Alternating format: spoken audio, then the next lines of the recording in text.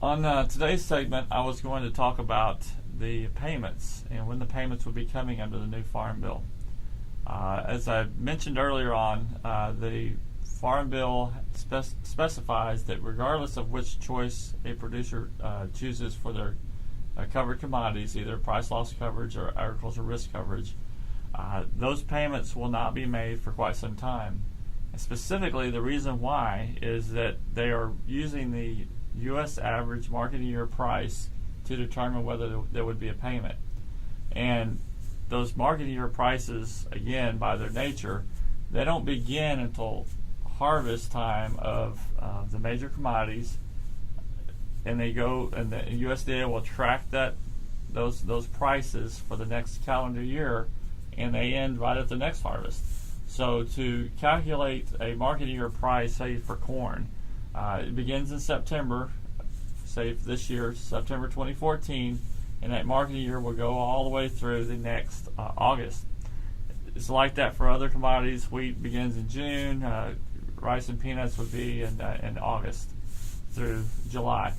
And what that means is that we've got to a producer who's expecting payments from Title I from FSA are going to be looking at waiting for one entire year after their harvest for the crop that they actually need the assistance for before the market year price can be calculated and determine whether or not there would be payment or not.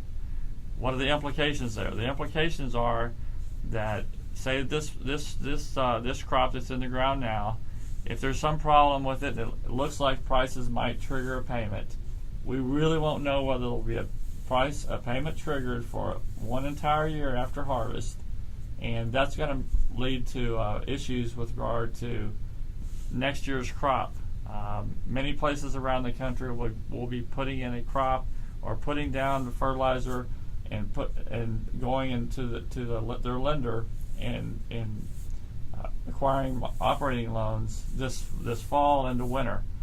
And what that'll mean is if there was a problem on this crop, there may be a shortage and not be able to make ends meet, and they'll be needing that money from FSA. Again, the reason why I'm talking about all this is that money will not come until likely after October of 2015 for any issue that would happen with this year's crop.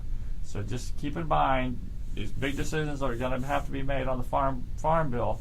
There's also some implications of these programs. The only crop that's going to get a payment this year associated with this crop is the transition payment on upland cotton.